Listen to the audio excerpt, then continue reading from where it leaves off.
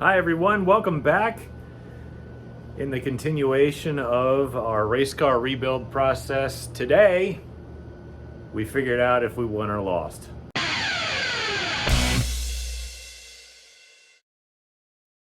If you're just joining me, thank you all for watching. I greatly appreciate it. Subscribe if you'd like, because that would really help me to grow this channel. It's free for you to do. You'll get updates on when I post stuff. If there's anything in the back catalog that you like, you'll probably see it again. And I do have some new stuff coming in the future, but for now we're kind of doing this. Tell your friends if you like what you see. That would help me out a lot as well. Today, we're back on the race car. This is part 3 of our series. I'm trying to fire these off as much as possible. I'm looking at it right now and I don't really know what to think. I genuinely have no idea what to think. So today is going to be the day where we start piecing together the suspension. I'm going to find some wood blocks. I know I said I was probably going to go buy some, but I found some in the yard that I could probably hack up. And we're going to set the ride height down on the ground and put the suspension on and string it. What better way to know if the alignment's correct than by stringing the car and seeing if it's straight?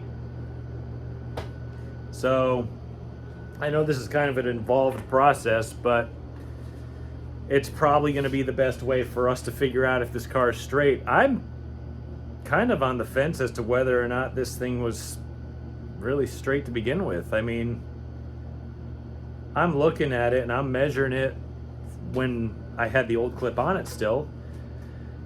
And I'm thinking to myself, you know, I don't know how far out the rear end was and how long it's been that way. And that's a problem. So I would love nothing more than a fresh, brand new chassis, but I can't even afford an engine at this point. So I'm racing with the same thing that I had since 2018. Probably built in 2016.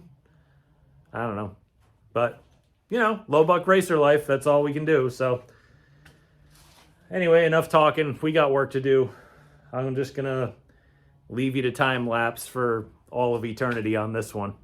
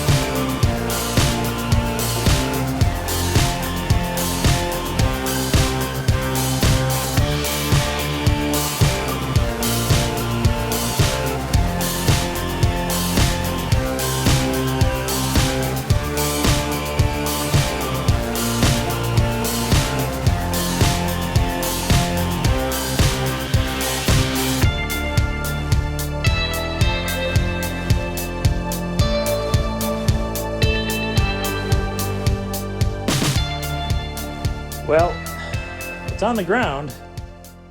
I got some ride height blocks on all the corners and essentially a pretty close, very loose representation of what the ride height is on most nights. I'm not really, you know, it's not exact science, but it's within a 1/4 inch all the way around. That's close enough. You're not really going to figure anything else out past that. I mean, I could get it exact, but I don't think that's part of the science. So now I need to string the car, which kind of sucks because in this garage, the floor is not level here. There's like a shelf here that you can see. Like this pad over here is different than that pad there and that pad there. And oh yeah, this pad here. And I think that's about it. But we're going to start setting up some, oh, this is going to suck. We're going to start setting up, I don't know, I think I got to find some jack stands. Oh no, I have them. I took them out from under the car. That's right. I'm not even thinking right now. Okay. And I got a bunch of string that I use to level the pads and, you know, just kind of some contractor string.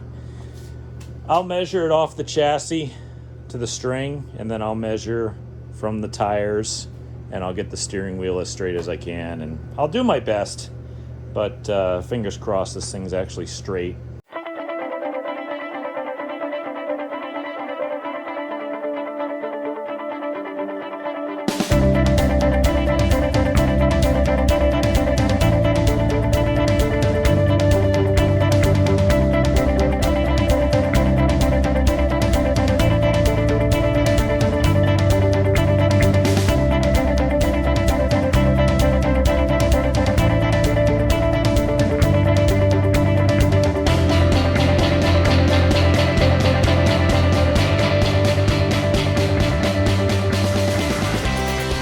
Well, I got a preliminary measurement in, and it's not that bad.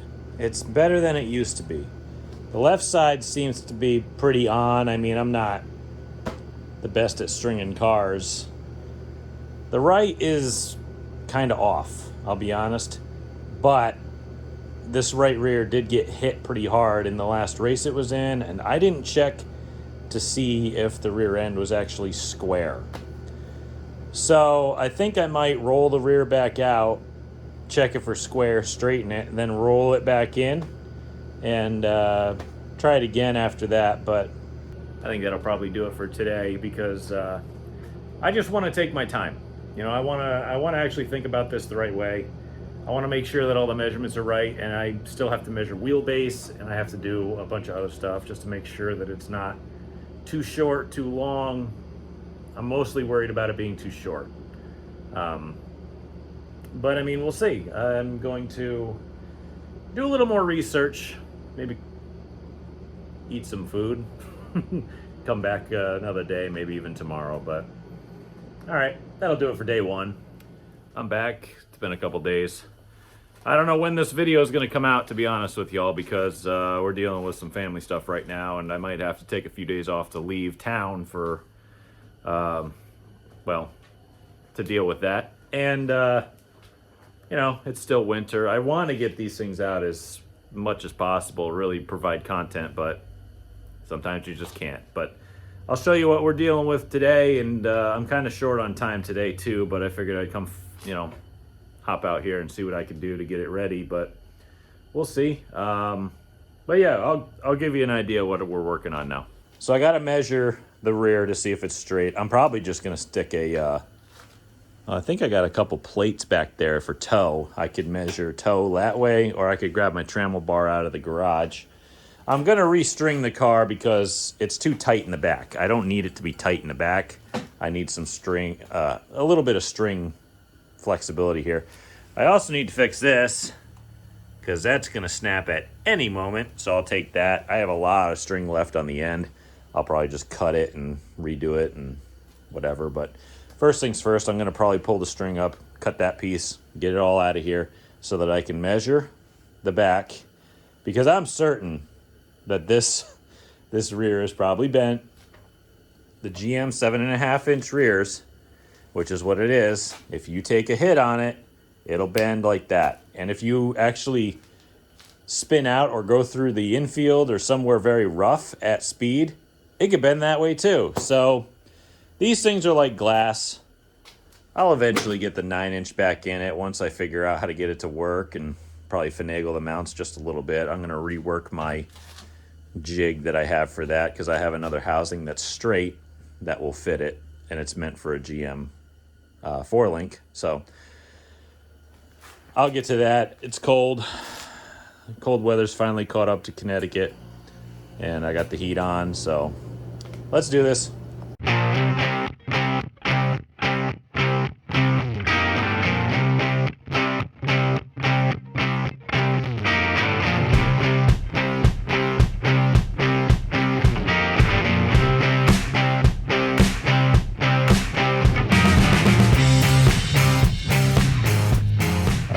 I measured the toe with the plates and with my trammel bar, and they both came out to being an 1/8 inch out on the rear end. So I'm gonna take and leave it up on, I'm gonna put my blocks back under the frame. I'm gonna take the trailing arms mounts off of the rear, roll it back out, grab my porta power back, and hook a chain onto it, and see if I can't. Maybe I'll scribe marks on the tires with my tire scribe that my dad made here. Maybe not, I don't know. We'll see if it works. That'll probably be better than trying to do it from the outside bulge in case a wheel is bent. So I'll probably jack it, scribe some tires, measure off of that. We'll see what happens. I'll do my best here, but I got to get this rear straight so that I can measure the string of the car and make that straight too. If you're really in a pinch and you don't have somebody to, sorry, I'm shaking the camera here because this table has no support. If you have no means of having somebody else to do your straightening for you, what you can do is this. Get yourself a nice strong chain. If you use something that's like silver or like not really rated for anything, it's not gonna last. You take a bolt with a couple washers, and it doesn't even need to be tight. It just needs to be on there far enough that it's not gonna come off. Kind of like that. I hook it around this lower so that it actually, I don't know, holds onto something. You get a porta power. I don't put too many ends on it. And I don't know where I want to push from. I might push from here, just so I don't bend the tube in, because if I push on the tube, that could hurt the tube. I'm not sure where I want to push yet, but I'll show you that in a minute. And you take your chain. This end doesn't really need to be measured out to anything special. This end, we're going to take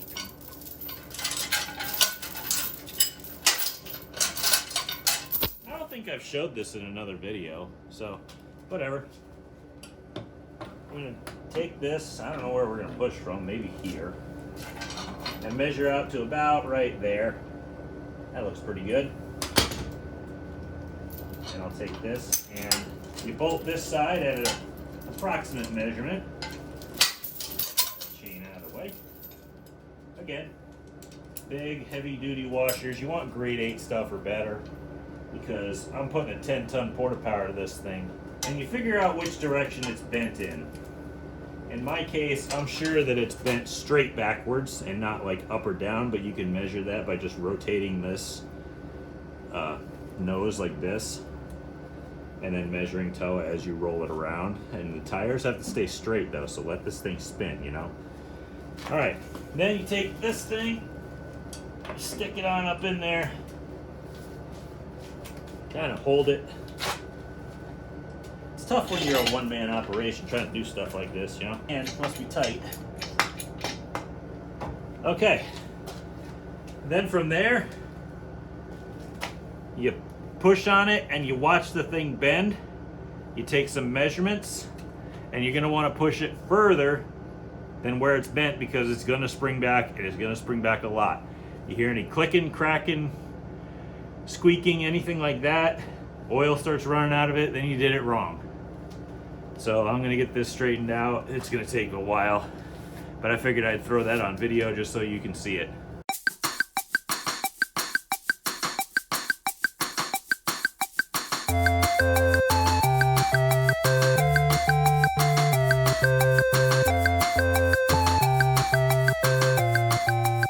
Okay, we got good news. I rotated the pinion up without rotating the axles. And by rotating the pinion and axle tubes without rotating the axles, you can actually get it to change measurement if it's bent. I've had rears where if you measure it like straight with the pinion down at the 90-degree angle, and you can measure toe, and it'll measure out fine, but then you rotate the housing without the axles, and they start to do this. It's weird because they could be bent up and down instead of just front and back. So always rotate your housing if you're straightening it. That way, like without, okay, always rotate your housing without rotating your axles. That way you can tell if the housing's bent in a different angle. This one, we're good. I don't know if a lot of you really care about this sort of techie nonsense that I kind of spout from time to time, but I really preach doing it yourself, especially when it comes to race cars, because I really want people to be interested in it. I want people to do it. I don't want, you know, racers to go away. I don't want racing to go away. I don't want tracks to close. I want people in this sport. And I'm trying to show you that you can do it without a giant team or a giant budget.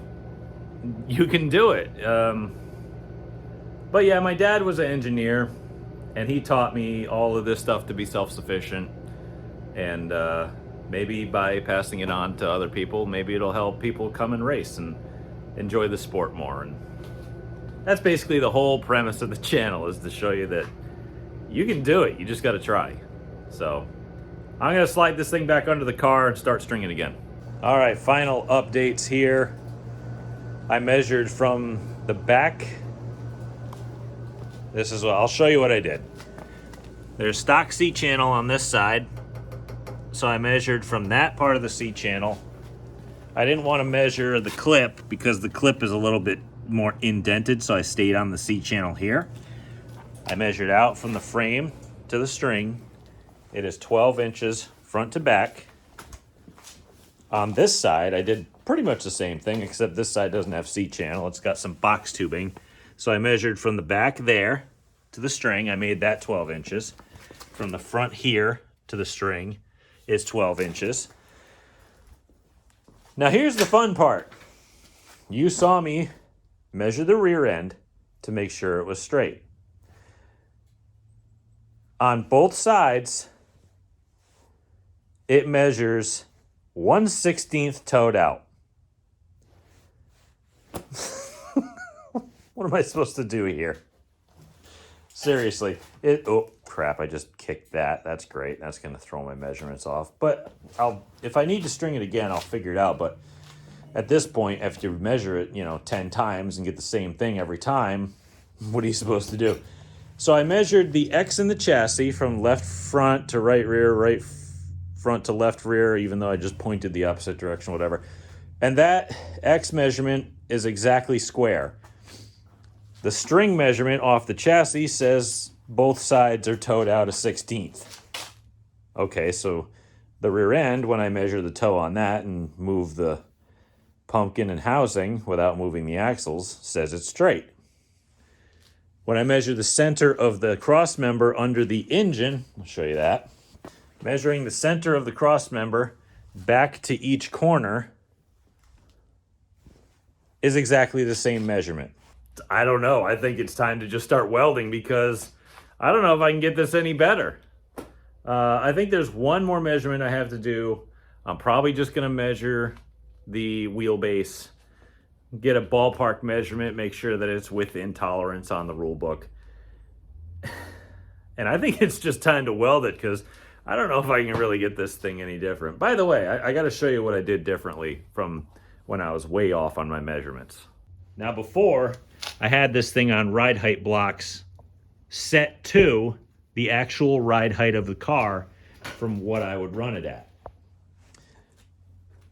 I thought that with running it, a different height on this corner than that corner and that corner, it might be throwing it off because the geometry of a 4-link when you rotate it might move the arms a specific way and change their length and skew the rear in the chassis a little bit. So I was talking it over with a buddy of mine, and he says, look, square it off. And I said, yeah, you're probably right. So I went and I put the block that was there to there because it was the same as that to that. So I squared the rear off on ride height, and the measurement squared off as well. So I don't know. I think it's time to just send it. It's got to be better than it was, because when I was measuring it before, it was way off with the old clip. Now it's at least even. But I think that'll do it for today. like I said, I got a lot of stuff going on in personal life, and I'll get to this as soon as I can get to it. I'll probably have at least a couple more videos done before the week, because I think it's Monday as of filming, and a week from now I'm not going to be in town. So yeah, I might even get this part done before I go. I don't know yet. So just, you know, there's your disclaimer. I'm going to measure wheelbase. You don't need to watch me do that. I think I've already showed you my tool that I made. But we'll see you tomorrow. Okay, day 3, part 3. I got one more measurement to make. I had the wife help me on the passenger side getting the wheelbase measurement done. It came out to exactly 108. The chassis is level across the back and the front so that it's not on a different angle. I gotta make one more check on the right side because I want to remeasure it the way that we did on the left side, just to take out any nuance if there's any issue there, just for measuring differences or something like that. So I'm going to do that too. I'm probably going to have to restring this side because I kicked one of the jack stands, but what are you going to do? So I'm going to do that, and then the car's going back in the air and we're going to start burning steel.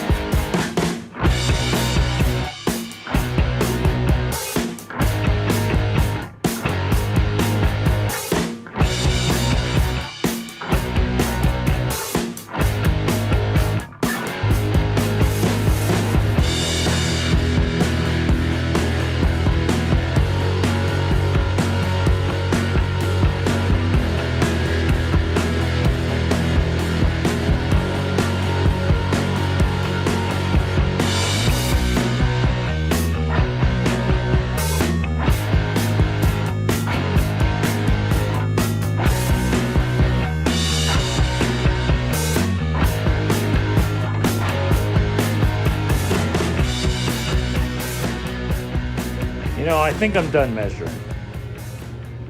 I'm sick of second guessing myself. I'm sick of thinking I'm doing something wrong.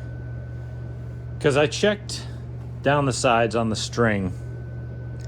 And I mean, the rear end is, according to the chassis, it's towed out a 16th over here, but it also says it's towed out a 16th over there. You measure all the datum points and they all measure completely square. The toe in the front seems to be knocked out like 3/16 of an inch, which I actually can tell because I got into that accident the last race of the year and I got smashed in the left front tire pretty hard, on the back side of it at least, so it kind of towed it out probably. And I didn't fix that, so the toe isn't 0. And whenever I try to measure it, I get that tire straight and then measure this tire and this tire's short, and then I straighten this one out and I measure that tire and that tire's short. So it's like, I think I'm just screwing myself up at this point. I think it's time that we just, you know, be done measuring. I'm just kind of being really anal over this whole thing, and I just got to stop and just trust myself for once and just start burning in some metal. It sucks because I try to be perfect on everything, and it's like I'm not happy if it's not completely perfect and if it's not measuring out the way I want it to, but I gotta remember this car is a little old. You know, I can't do the math on it, but it's at least over 20 years old. Well, no, it's not 20 years old. It's over 15 years old at least. But it's been wrecked and brought back probably 15 times, and maybe not that many, but you know what I'm trying to say. It's seen a racer's life, you know? And I don't know if you're really going to get perfect measurements out of something that's been repaired so many times. I think we just got to get it as square and as straight as we can, which is exactly where I'm at right now, and just start melting metal, because I can sit here for a whole other week and go through the wheelbase and start cutting welds and moving things and not getting the answers that I want, and then I end up with something that I was just going to end right back up at the start with anyway. So it's like, It's better than it was. It's actually measuring straight where it matters. There's something throwing it off because I didn't square up the front toe when I went to string it. I think we're fine. I'll probably eat those words, but I think we're fine. So, besides, it already looks better than it ever did, so I think it's time. I think it's time to get it in the air and just start melting metal, because we could sit here and ponder this for another week, but I got stuff to do. It's gonna get cold really quick. You see, I've already got the lightweight coveralls on, and they're just gonna get thicker as the year goes on. So while it's still tolerable, we need to get this thing in the air. We need to start welding. Bar none. We're done here.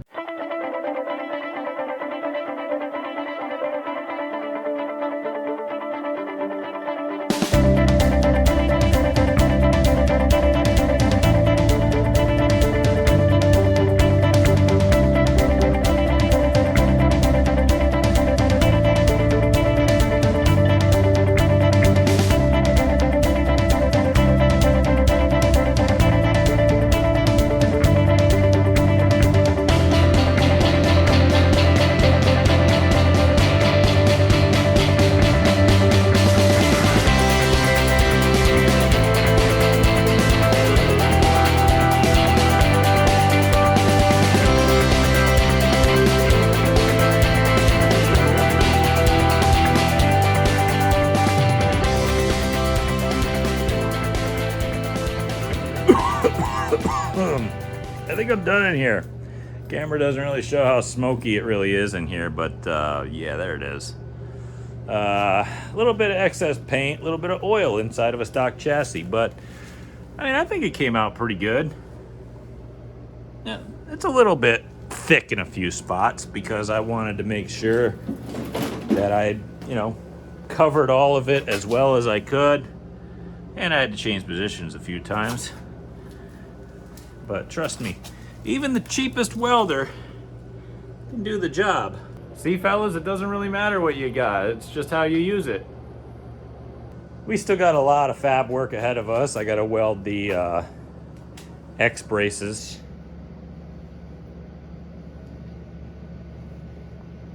Down there.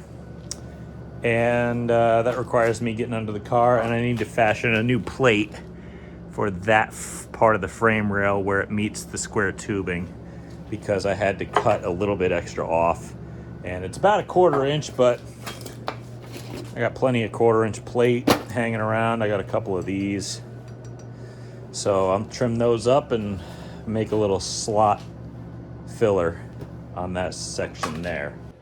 Okay, so I think that's going to do it for day 3 on part 3 here, and we've basically got a few more things left to do, like a little bit of grinding to flush these, parts where I tried to thicken the shock mount a little bit because it was a little bit carved out with the torch, and I just added some metal to those pieces, and I got to finish the X braces and welding those in. That requires me getting under the car, and I'm kind of dying from the smoke right now, so I'd really like to get the heck out of here. And the wife's got macaroni and cheese on the stove, so I'm gonna get out of here and finish that.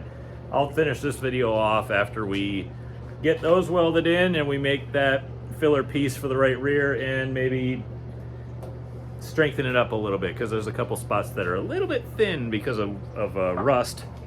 Like, I don't like this shelf here. I'm just not sold on its integrity, because I can see a lot of pitting, and you can actually see something's like blown through it, so it's really thin in that spot. I might take some angle iron and bolster that up, and maybe throw a couple welds on like these brackets just so they don't do anything.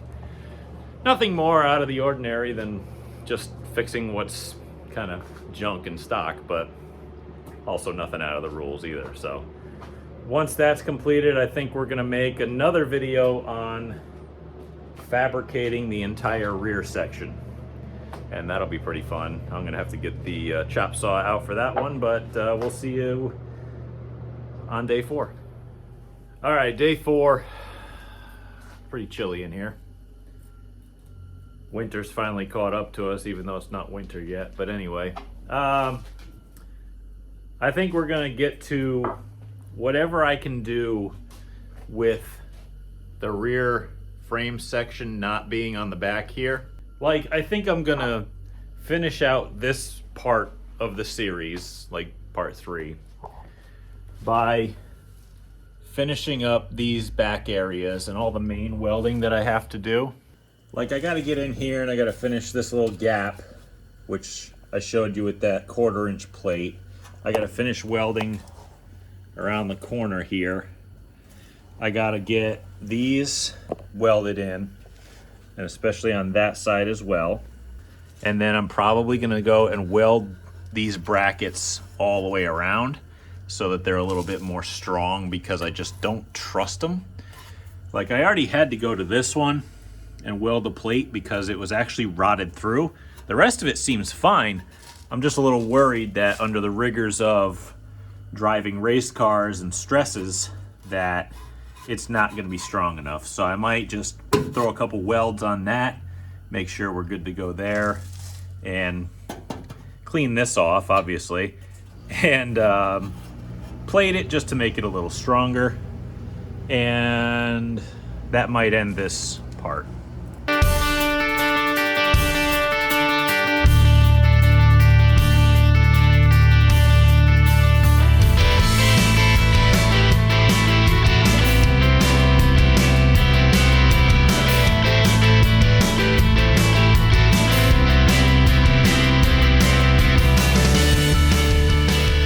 Well, if you keep hearing that noise in the background, my dehumidifier is on constantly for some reason. I don't know why, but anyway, it's going pretty well. I did a couple of welds off camera because it got a little too cold to have the camera out in the garage. It was just kind of freezing up on me. But I got this section here. Remember how it was cut short and all hacked up? Well, I threw an extra tube in there that I have to cut off, but I still have to, I'll tell you about that in a second. But you know, I got her patched up a little bit. It's ugly, but you know, it's fine. It's just got to be functional at this point because it's basically just a shock and spring perch. I'm gonna put the spring perches on pretty soon. I would like to have the rear under the car in order to do that, and then I might do that first and then work my way back. I'm not sure because it's just way easier to get in here with the rear end if there's no frame here. I got it all welded up in the major sections. These I did before, so they're not hot. I can touch those. But I got the X's done. I got that main section over there that I had to space out a little bit done. I got that fixed up. And basically what's coming next is I have to set the car level so that I can start, and a little lower to the ground too, so that I can start mocking up the back frame section back here, and then I can start doing roll cage stuff. I could have done these, tie these in, drilled my rosette holes and sleeve it, and then just put it down to here, but it's not really necessary at this point to what I'm doing. It'll get done, it's just got to get done before I build the cage to the back here. So that's where we're at right now. Anyway, I'm sorry that this video was kind of a rush job, but like I said, I gotta go out of town for a few days, and I'd really like to get this thing out before we do that. And I'm trying to make this series in sections so that you can see, you know, destruction, mock-up, reconstruction, and then finishing. And hopefully the next video will be me finishing it, but it might not be, who knows. So don't get upset if it isn't. But anyway, thank you all for watching. I greatly appreciate it. Part 4 is going to be coming out very, very soon. We're going to be doing the final frame mock-up, hopefully. I don't really know at this point. Life's a little bit crazy, and you never know where it's going to take you. And this is where I'm at. So luckily, it's really smoky in here. Luckily, I can do what I need to do, and I got plenty of time to do it. So I'd like to do it before snow hits. I couldn't get it done before the cold hits. Thank you all again for watching. Subscribe if you can. Again, it's free. It helps me grow the channel. Doesn't cost you anything, and maybe you'll get a little bit of car content out of it. Tell your friends. Tell your relatives, too. I keep forgetting that one. But anyway, thank you all, and I'll see you again soon for part 4.